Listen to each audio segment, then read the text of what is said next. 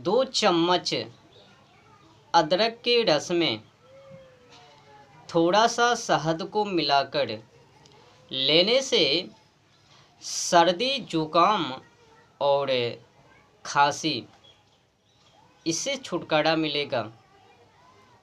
मात्र 2 चम्मच अदरक के रस में थोड़ा सा शहद मिलाकर लेने से सर्दी हो, जुकाम हो या फिर खांसी, इससे जल्द ही राहत मिलेगा, लाभ मिलेगा।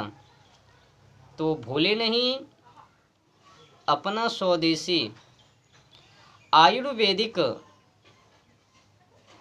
दवाई का इस्तेमाल आप लोग करें। और मैं कामना करता हूँ कि सर्दी जुकाम और खांसी से आप लोगों को राहत मिलेगा।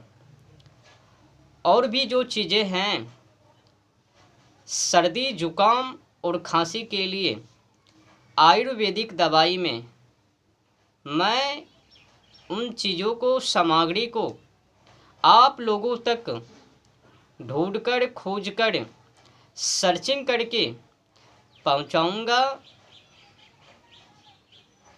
यह मेरा वादा है। जय हिंद, वंदे मातरम, भारत माता की जय।